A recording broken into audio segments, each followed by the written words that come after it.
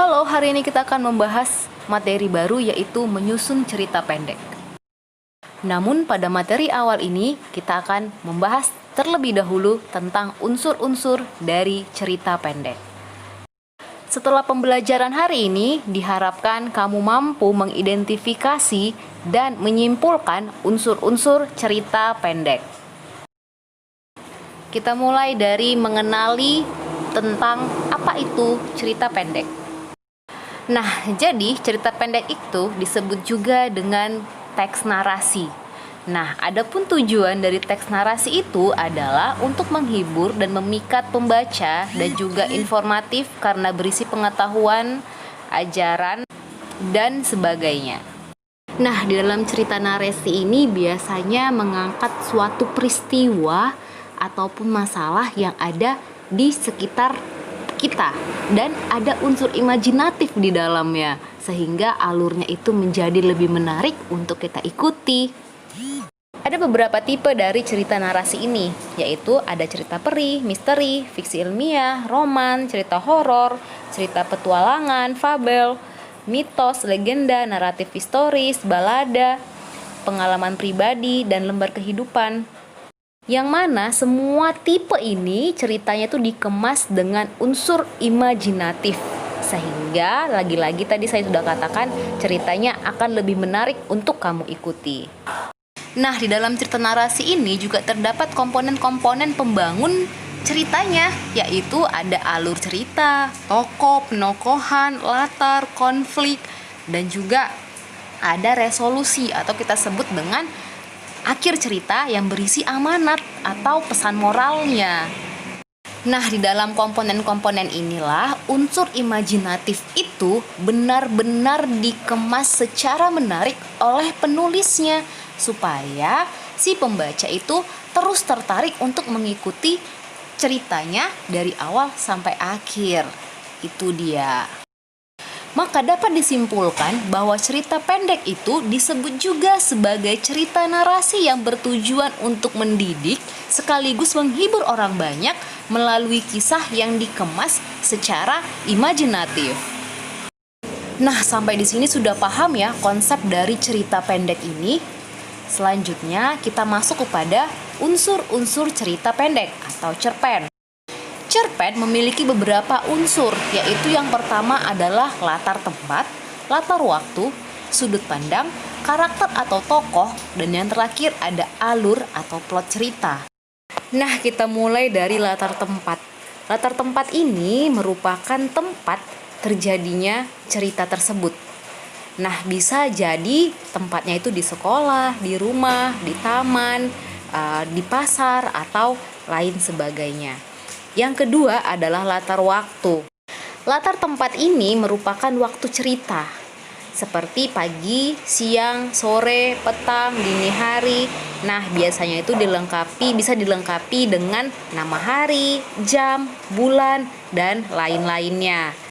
Selanjutnya adalah sudut pandang. Nah, sudut pandang ini maksudnya adalah arah pandang seorang penulis dalam menyampaikan cerita sehingga cerita lebih hidup. Nah, sudut pandang ini memiliki jenis-jenisnya. Nanti pada slide berikutnya saya akan jelaskan. Kita lanjut dulu ke bagian karakter atau tokoh. Karakter atau tokoh ini merupakan pelaku orang yang terlibat dalam cerpen. Tokoh ini diceritakan berbarengan dengan watak dari si tokoh tersebut. Karakter tokoh ini bisa diketahui melalui dialog antar tokoh ataupun narasi dari si penulis itu sendiri, dan bisa pula dari perilaku si tokoh itu sendiri pula. Selanjutnya adalah alur atau plot cerita. Nah, alur atau plot cerita ini adalah urutan atau rangkaian peristiwa yang membentuk suatu cerita. Ini pun nanti akan saya jelaskan pada slide berikutnya karena masih ada jenis-jenis dari alur atau plot cerita ini. Nah, saya akan jelaskan tentang sudut pandang. Yang tadi di slide sebelumnya saya yang menjelaskan tentang pengertian dari sudut pandang. Namun kali ini saya akan jelaskan jenis-jenis dari sudut pandang. Jenis yang pertama adalah sudut pandang orang pertama atau tokoh utama.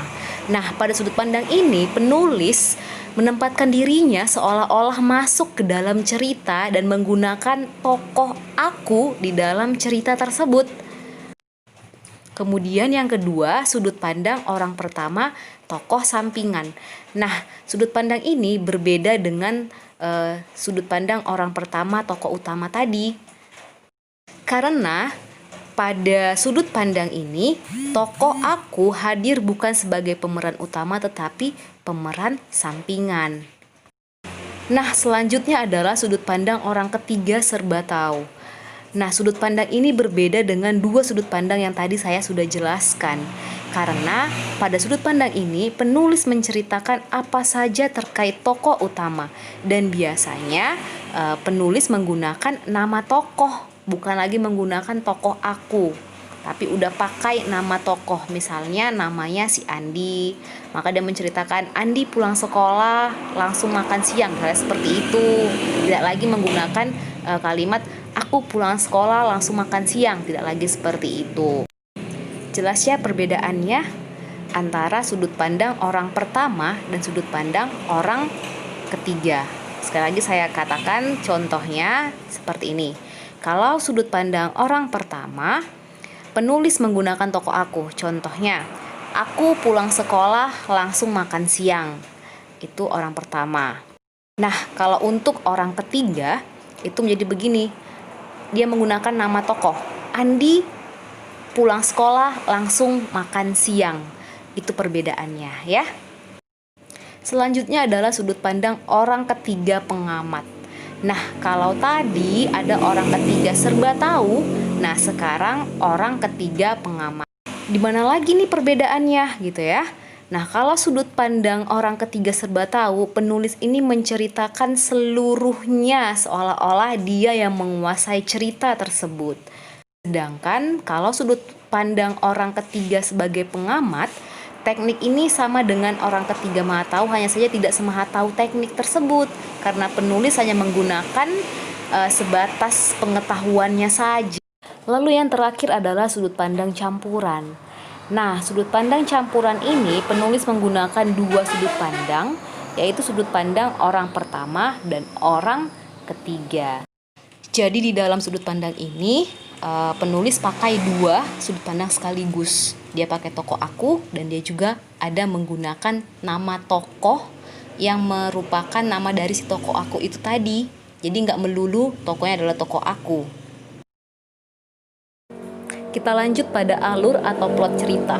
Nah, ini alur atau plot cerita ada 3 jenisnya, yaitu ada alur maju, alur mundur, dan alur campuran. Pasti kamu tidak asing lagi dengan ketiga jenis alur ini kan? Karena alur ini pasti ada di setiap cerita narasi, seperti fabel ataupun cerita fantasi yang sudah kamu pelajari di kelas sebelumnya. Kita mulai dari alur maju ya. Nah, kalau alur maju ini merupakan jalan cerita dengan peristiwa yang dimulai dari awal hingga akhir. Dimulai dari perkenalan, lalu masuk ke dalam konflik, lalu ada puncak konfliknya, lalu masuk kepada penyelesaiannya. Kemudian, kalau alur mundur ini kebalikan dari si alur maju tadi. Nah, cerita dengan peristiwa dari akhir ke awal.